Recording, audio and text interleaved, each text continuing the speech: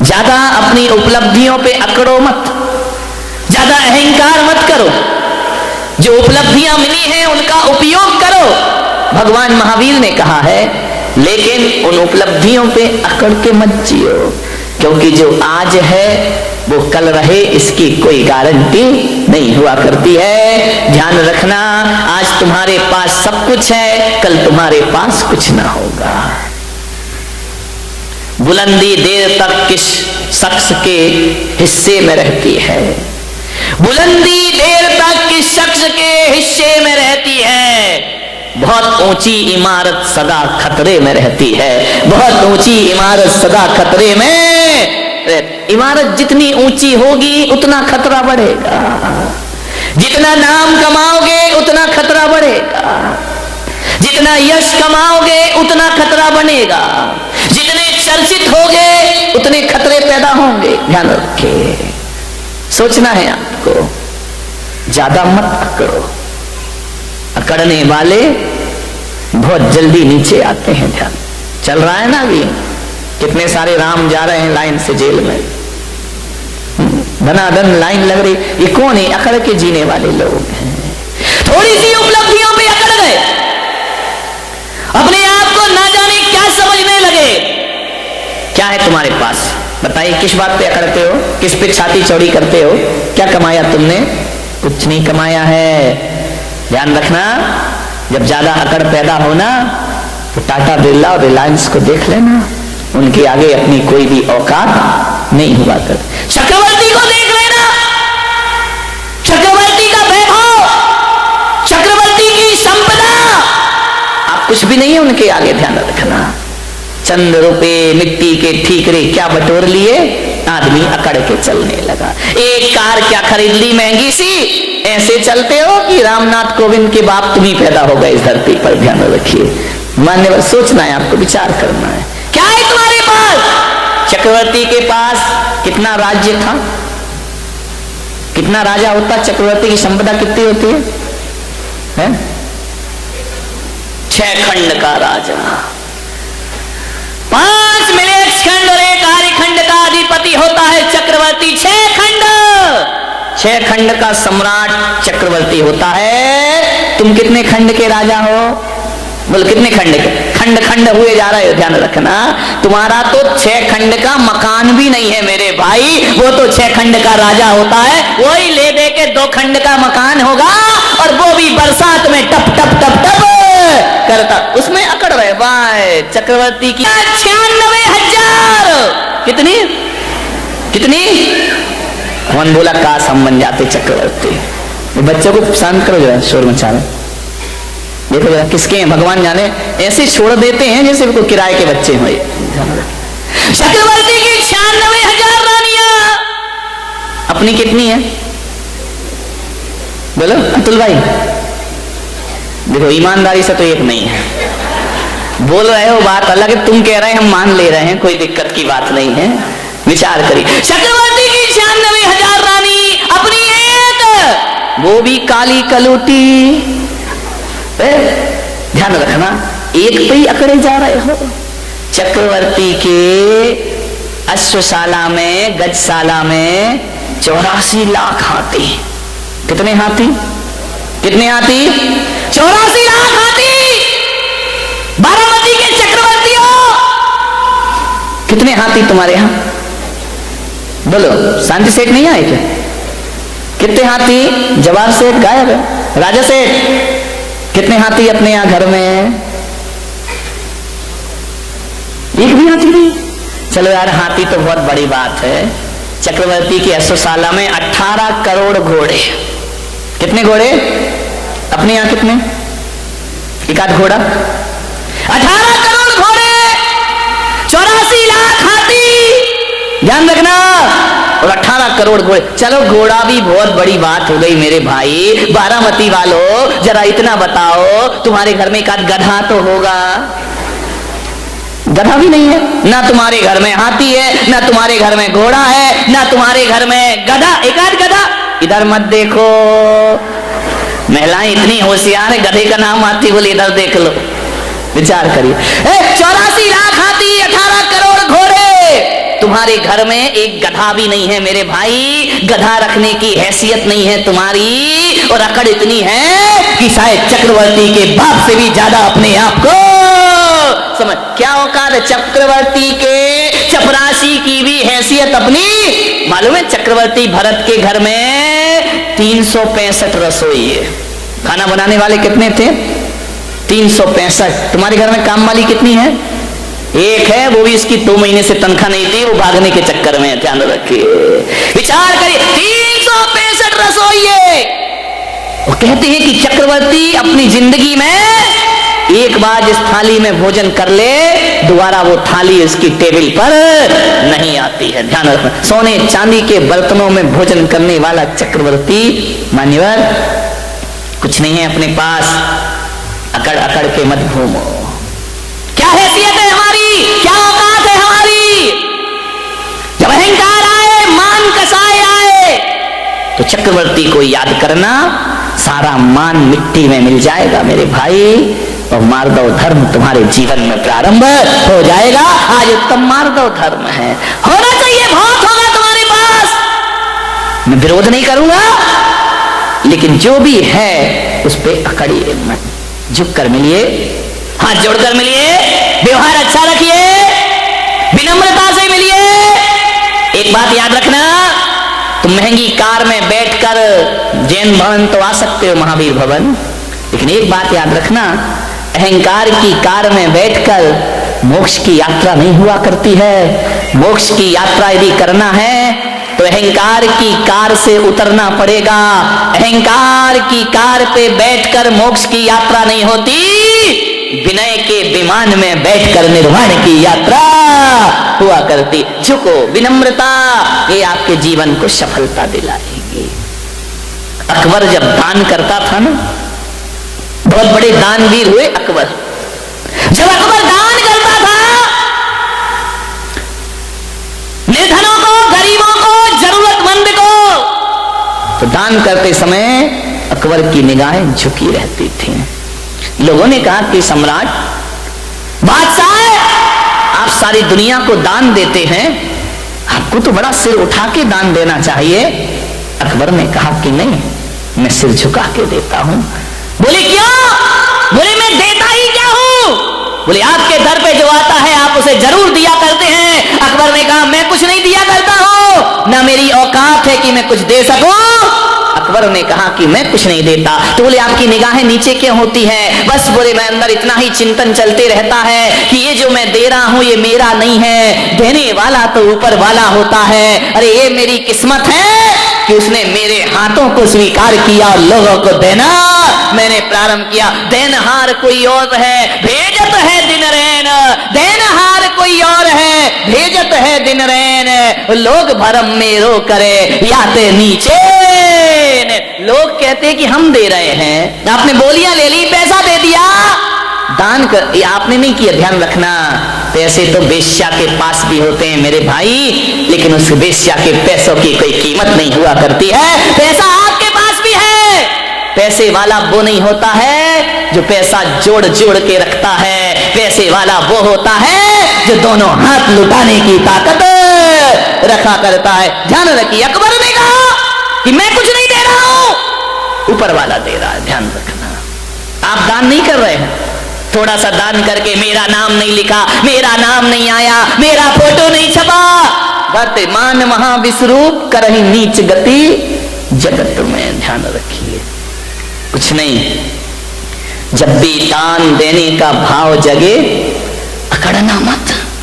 हमने इतना दिया और हमें पूछा ही नहीं, हमें माला ही नहीं पहनाई, हमारा नाम ही नहीं लिया, हमने इतना काम किया, हमें कुछ सम्मान ही नहीं मिला।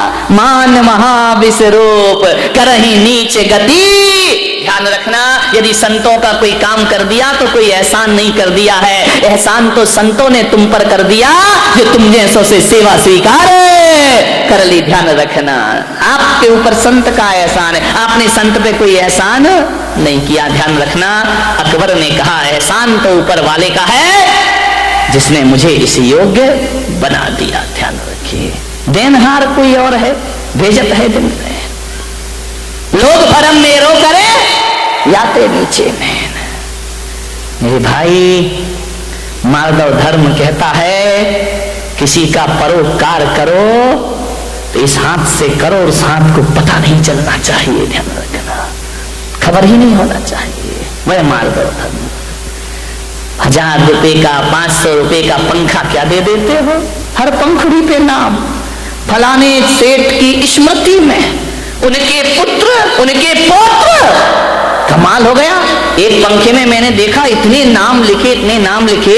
वो तो गनीमत थी कि पंखा 3 पंखुड़ी का था, 4 का होता तो और पुरखों के नाम भी उसमें आ जाते। अब विचार करें, नाम लिख देते, मेरा नाम मान महाविश्वरूप करही नीच गति। अब बता, ये पंखे पे नाम लिखा देते हो, 1500 रुपए का पंखा, उस पे नाम लिखा दिया आपने। अब बताओ, नाम लिखाने के बाद पंखा तो ऊपर उल्टा लटकेगा। अब जैसे जैसे वो घूमेगा वैसे वैसे तेरे जन्म मरण का चक्कर घूमते। क्या आजकल नाम लिखने की बड़ी परंपरा हो गई है? बताओ विठल भाई, नाम भी ऐसा लिखते हैं सफेद मार्बल पे काले अक्षरों से। मैंने कहा यार, दान दिया तो काले अक्षर से काहे को नाम लिखा है? अरे बोले नाम लिखवा के इसने सब अपना सफेद को काला। एक जगह तो मैंने देखा, एक तीर्थ पर मैं गया, हर सीढ़ी पर नाम, एक सीढ़ी पे नाम लिखा हुआ है। मैंने कहा क्या दशा हो रही है तेरे? अरे 1000, 500, 2000 रुपए दे दिए होंगे, हर सीढ़ी पे नाम लिखा है। अब जितने लोग जाएंगे जूते भरी लात तेरे ऊपर रखेंगे, पैरों से कुचलते जाएंगे, अपने नाम की ये दुर्दशा कर ली। ध्यान रखिए मेरे भाई, एक बात याद रखना। एक भक्त मेरे पास आया, बोले महाराज आपके नाम का पेन बनवा दो। मैंने कहा क्या करेगा? बोले फोटो लगी रहेगी, लोग लगाएंगे। एक बोला आपकी फोटो बटवा देता हूँ, एक बोला महाराज आपके नाम का ये बनवा देता हूँ। अब आ जाते हैं चेले, क्या करें? मैंने कहा कोई बात नहीं। मैंने कहा क्यों लगवाना चाहता है? बोले मैं अपने गुरु का प्रचार करना चाहता हूँ, मैं अपने गुरु का नाम करना चाहता हूँ, मैं महावीर का प्रचार करना चाहता हूँ। मैंने कहा एक बात ध्यान रख, मेरे नाम के ना पेन बनवा। लेकिन लोग मानते नहीं है, लेके चले जाते हैं। मैंने कहा ना मेरे नाम के पेन बनवाओ। ध्यान रखिए, मैं पुलक सागर कहता हूं, यदि तुम मुझे सच्चा गुरु मानते हो तो पेन बना के मुझे जेब में मत डालो मेरे भाई। ध्यान रखना, अपनी जेब में बंद करने के लिए गुरु बनाया है क्या? मैंने कहा एक बात ध्यान रख, अरे दीवारों पे तस्वीर लगाए वो सच्चा भक्त नहीं होता, दिलों में तस्वीर बसा ले वो सच्चा भक्त हुआ करता है, जो दिलों में बसा के रखता है। ध्यान रखें, धड़कनों में बसा के रखता है। इनमें क्या होगा? फोटो पेन में कुछ नहीं होता है, सब बेकार की चीज। मानिए, मान महाविश्वरूप करहि नीच गति जगत में। अहंकार से बचो। अहंकार बड़ा मीठा है। एक शराब वो होती है जो मुंह से पी जाती है, और एक शराब वो होती है जो कान से पी जाती है। ध्यान रखना, मुंह से पी शराब तो चढ़ के रात सुबह उतर जाती है, लेकिन जो शराब कानों से पी जाती है उसका नशा जिंदगी भर भी उतरने वाला नहीं है। कान से प्रशंसा, अहंकार, प्रशंसा ऐसी शराब है जो कानों से पी जाती है। ध्यान रखना, ज्यादा प्रशंसा के भूखे मत बनो कि मुझे प्रशंसा नहीं मिली, मुझे प्रशंसा नहीं मिली। अरे गुलाब को कोई गुलाब ना कहे तो क्या उसकी खुशबू में कोई फर्क पड़ा करता है? ध्यान रखिए, जरूरी थोड़ी है कि गुलाब को गुलाब कहो तभी वो महकेगा, जरूरी थोड़ी है हीरा को हीरा कहो तभी उसकी चमक दिखाई देगी। अरे गुलाब को गुलाब ना कहो तो भी महकता है, और हीरे को हीरा ना कहो तो भी हीरा चमकता है। ध्यान, किस प्रशंसा की बात करते हैं? प्रशंसा का भूखा आदमी। प्रशंसा के 2 शब्द, सबसे ज्यादा प्रशंसा की भूखी है महिलाएं। नहीं यहाँ वाली नहीं, बंबई वाली, तुम्हारी तो मैं आगे जाके करूंगा। इतनी भूखी, 4 शब्द अच्छे बोल दो, 1000 काम करा लो इनसे। ध्यान रखिए, प्रशंसा के भूखे मत बनो। ध्यान रखना, बड़े बड़ाई ना करें, बड़े ना बोले बोल, और हीरा मुख से ना कहे कि लाख हमारा मोल। अपनी कीमत हीरा थोड़ी बताता है, पब्लिक बताती है कि हीरे की कीमत क्या हुआ करती। खुद की प्रशंसा खुद ही करते रहो, करते रहो, करते रहो। मान महाविश्वरूप करहि नीच गति जगत में। खुद की प्रशंसा में। एक बार क्या हुआ, यमराज धरती पर आए और यमराज ने कहा यमदूतों से कि जाओ, उस मूर्तिकार का समय हो गया, उसे लेकर के आइए। यमदूत आए। मूर्तिकार बड़ा होशियार था, बड़ा बुद्धिमान था, ऐसी मूर्तियां बनाता था, ऐसी मूर्ति कि मूर्ति को देख के आप कह नहीं सकते थे कि असली है या नकली है। एक बार उस मूर्तिकार ने सोचा कि यार दुनिया से मुझे भी जाना पड़ेगा, एक दिन नंबर आएगा। किसी वकील ने सलाह दे दी कि एक काम कर, तुझे यदि यमराज यमदूत लेने आए तो थोड़ा सा धोखा दे देना, मौत को धोखा। बोले हाँ। तो मालूम है मूर्तिकार ने क्या किया? वकील की सलाह पर अपने जैसे 7 पुतले बना लिए, और एक दिन जब यमदूत लेने आए तो 8वीं जगह खुद जाके खड़ा हो गया। यमदूत ने देखा कि यार इसमें कौन है मूर्तिकार, ये 8 के 8 तो एक से लग रहे हैं, एक सी डिजाइन, एक सा कलर, एक सा रंग, एक सा रूप। यमदूत ने थोड़ी देर देखा, लौट गए। मूर्तिकार बड़ा खुश हुआ कि यार आज मैंने यमदूत को धोखा। जैसे ही यमदूत यमलोक वापस लौटे, यमराज ने कहा क्यों रे खाली हाथ आया?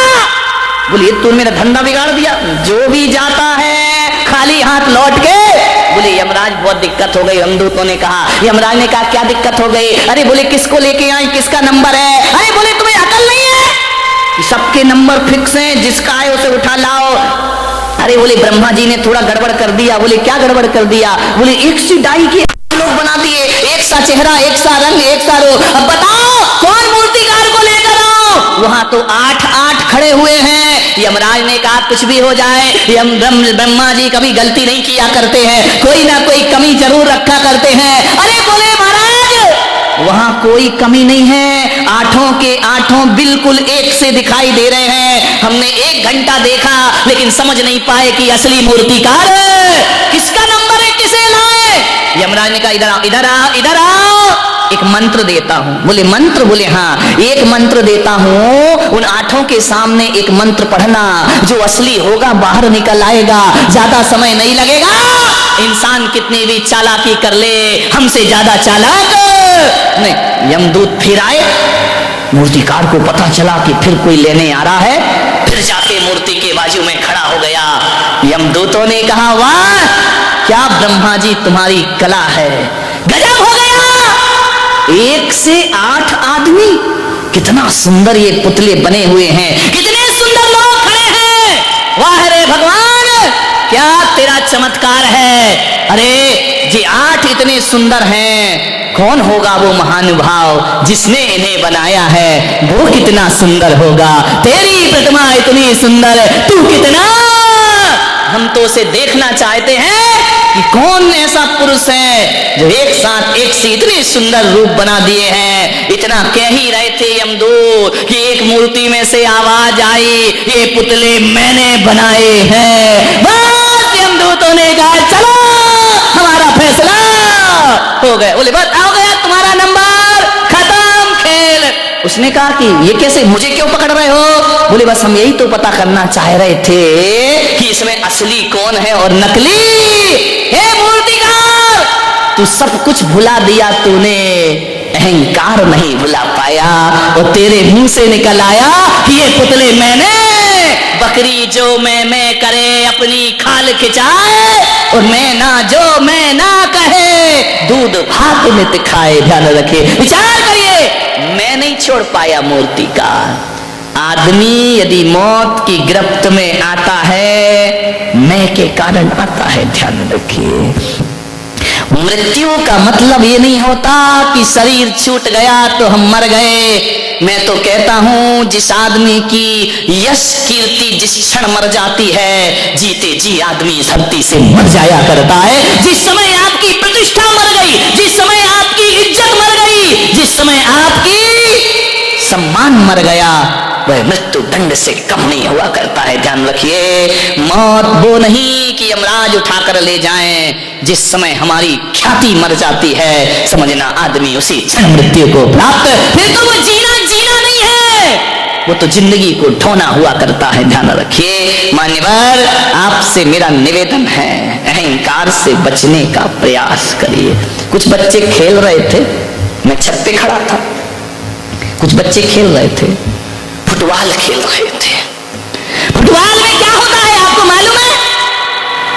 एक लात इधर से पड़ती है, एक लात उधर से पड़ती है, जहां जाती है फुटबॉल वहां क्या होता है, उसे लात पड़ती, जहां जाए वहीं किक मारी जाती है, कोई भी हाथ से नहीं उठाता है, जहां गई वहीं लात पड़ी। फुटबॉल ने मुझसे कहा महाराज मेरी जिंदगी कैसी जिंदगी है, जहां जाओ वहीं लात पड़ती है। बच्चों के पास जाओ एक किक लगा देता है, बड़ों के पास जाओ वो लात मार देते हैं, ऊपर उछलती है फिर लात मारी जाती है। फुटबॉल जहां जाएगी वहां लात खाएगी। फुटबॉल ने कहा मुझे बचाओ महाराज, मैं ऐसी जिंदगी कैसे जीऊंगी, बताइए मुझे लात क्यों मारी जाती है। फुटबॉल खेलिए कभी झकमर से, खेलिए ना, वॉलीबॉल नहीं फुटबॉल जो पैरों से पिटती है, पैरों से पिटाई होती है उसकी, जमीन पे बचता जाता है, जहां जाओ वहां मारी जाती है। फुटबॉल बोली महाराज मैं इतनी पिटती क्यों, जो देखो वो मुझे एक लात मार देता है, यदि यहाँ रखी हो बच्चा भी निकले तो एक लात मारेगा उसे, इतनी पिटती है वो फुटबॉल। बोले कोई उपाय बताओ कि लोग मुझे लात ना मारे। मैंने कहा मेरे पास एक उपाय है। बोले क्या उपाय है? मैंने कहा तुझे लात इसलिए मारी जाती है, इसलिए मारी जाती है कि तेरे अंदर अहंकार की हवा भर दी जाती है, और जिसके अंदर हवा होती है वो हर जगह लात खाती। मैंने कहा एक काम कर। बोले क्या? मैंने कहा हवा निकाल दे। फुटबॉल ने कहा हवा निकाल दूं? मैंने कहा हाँ, यदि हवा निकाल देगी कोई भी तुझे लात मारने को तैयार है। जब तक हवा भरी है तब तक ही लात पड़ेगी, हवा निकली इंसान, बात फुटबॉल की नहीं, बात तो हमारी जिंदगी की है। जब तक अहंकार की हवा भरी है घर में भी लात पड़ेगी, समाज में भी लात पड़ेगी। जहां चला जाएगा अहंकारी व्यक्ति वहां उसे लात पड़ने के अलावा कुछ होने वाला, लोग कहते मेरा अपमान हो गया। धत तेरे की, सम्मान की हवा भरेगा तो अपमान तो होगा ही होगा, ध्यान रखिए। अरे सम्मान की हवा निकाल दे, अपमान होना अपने आप बंद। बताओ जिस फुटबॉल की हवा निकल गई उसे कोई लात मारता है? बोलिए लात मारते हैं क्या? जिसे लात पड़ रही थी जब हवा भरी थी, हवा निकल जाए तो लोग लात से नहीं उस निकली हुई हवा की फुटबॉल को आदमी हाथ में उठा लिया करता है। ध्यान रखिए जो व्यक्ति अहंकार छोड़ देता है इंसान तो क्या भगवान उसे हाथों पे उठा लिया करते हैं। आज मार्गव धर्म है, मार्गव धर्म यही कह रहा है अकड़ो मत। एक बार क्या हुआ, रोटी और जिसपे वो करते हो क्या होता है, बेलन से तो यूं होती है, उसके नीचे चकला, चकला ये बेलना धार चकला, समझ गए? चकला बेलन, बेलन तो ज्यादा समझते होंगे, उपयोग जल्दी होता है। एक महिला से बाजू वाली की महिला बेलन मांगने आई। बोले बेलन देना बहन, अपना बेलन दे दे। उसने कहा क्यों? बोले पति आ रहे हैं। उसने कहा जल्दी लौटाना। बोले क्यों? बोले मेरे भी आ रहे हैं। ध्यान रखिए मान्यवर, रोटी बेली जा रही है, बेलन और चकले पर छोटी सी होती है, उसको जब मालूम है ना कि अब रोटी मंगाऊं यहीं पे, उसको जब बेलन गोल गोल बेलता है तो रोटी बड़ी हो जाती है। और जैसे ही रोटी बड़ी हुई, रोटी ने कहा है चकले भाई, ओ चकले टकले, ओ बेलन। बोले क्या? बोले मुझे दे। तू उतना का उतना ही है, मैं कितनी बड़ी हो गई, तेरे हाथों में खेली इतनी बड़ी हो गई, चकले के बराबर हो गई। कितनी बड़ी हो गई मैं बहुत बड़ी हो गई। बेलन ने कहा तो बड़ी हो गई तो इतनी अकड़ काहे को रही है, बड़ी तो हमारी वजह से हुई। अरे बोले वजह कुछ भी हो, मैं दुनिया में सबसे बड़ी हो गई। बेलन ने कहा ए रोटी ज्यादा मत अकड़, ये जो तू बड़ी बनी है ना इसकी कीमत चुकाना पड़ेगी। बोले क्या कीमत चुकाना पड़ेगी? बोले देख अब जैसे ही बड़ी हुई है ये महिला तुझे हाथों में लेगी और लेने के बाद गरम गरम तवे पर डाल देगी। अरे बोले डाल देगी तो मजा आ जाएगा। बोले क्या मजा आएगा? बोले मैं फूल के और बड़ी हो जाऊंगी। अब उसमें गैस भरेगी, सिकेगी और ऐसा मुंह फूल गया जैसे महिलाओं का फूल जाता है। रोटी फूल गई, बोले ज्यादा मत कर, तेरी जैसी कई रोटियां मैंने देखी, असंख्यात रोटी मेरे जीवन में आई। बोले क्या हुआ? बोले जब तू बड़ी बनती है तुझे तवे पे डाला जाता है, तू और अहंकार में फूलती है, और जब अहंकार फूलता है तो तुझे मालूम है क्या होता है? बोले नहीं मालूम, क्या होगा? बोले मालूम कर ले, होगा ये तेरे टुकड़े टुकड़े करके थाली में परोस दिया जाएगा। ज्यादा अकड़ेगी तो टुकड़े टुकड़े हो जाए, तेरे टुकड़े हो जाएंगे। और यदि किसी बूढ़े की थाली में चली गई तो टुकड़े ही नहीं होंगे, तुझे दाल में मसल भी दिया जाएगा। ध्यान रखिए, रोटी तेरे जैसी 1000 रोटियां मैंने बड़ी होते और टूटते हुए देखी हैं, लेकिन एक बात रख, मैं चकला अहंकार नहीं करता, ना मैं बड़ा होता ना मैं छोटा होता हूं, मैं जैसा हूं वैसा ही रहता। चकले की तरह जिंदगी बनाना है या रोटी की तरह? ध्यान रखना, रोटी तो फूल जाती है, फूलती है, जो अकड़ता है उसे यमराज बहुत जल्दी पकड़ता है। ध्यान रख, बहुत जल्दी पकड़े जाओगे। मान्यवर उत्तम मार्ग और धर्म है। समय हो गया, 10 बज गए। आपसे यही निवेदन करूंगा, अहंकार को छोड़िए। कंचन तजना सहज है, सहज प्रिया का में मान बड़ाई ईर्षा दुर्लभ तजनाए। धन छोड़ना आसान है, स्त्रियों का त्याग करना आसान है, कपड़े छोड़ना आसान है। ध्यान रखना, बड़े बड़े साधु संत भी सब कुछ छोड़ देते हैं, अहंकार नहीं छोड़ पाते हैं। ध्यान रखना, मान बड़ाई ईर्षा दुर्लभ तजना, सबसे दुर्लभ है अहंकार को छोड़ना। ध्यान रखिए, महावीर भगवान कहते हैं कि तन की तपस्या तपस्या नहीं होती, तपस्या तो मन से होना चाहिए। शरीर के कपड़े उतार के फेंकना कोई बहुत कठिन काम नहीं है, केस का लॉन्च भी करना बहुत कठिन काम नहीं है, एक समय भोजन करना कोई कठिन काम नहीं है, उपवास करना कोई कठिन काम नहीं है, पद विहार करना कोई कठिन काम नहीं है। अरे सबसे कठिन काम यदि कोई है तो अहंकार और ईर्षा को छोड़ना सबसे कठिन काम हुआ करता है। बड़े बड़े साधु संत भी अहम और वहम को नहीं छोड़ पाते हैं। ध्यान रखिए, मान्यवर अहम छोड़िए, मालिक जो भी दे दे तो कर ले कबूल, कभी कभी कांटों में खिलते हैं फूल। ध्यान रखिए, जो मिला है प्रभु की कृपा है। ध्यान रखना, नहीं मिला तो सोचना, यदि नहीं मिला तो सोचना ये मेरी नादानी थी। ध्यान रखना, नहीं मिला तो ये सोचना ये मेरी नादानी थी, और मिल गया तो सोचना ये प्रभु की मेहरबानी थी। ध्यान रखिए, मार्ग और धर्म जीवन में आ जाएगा।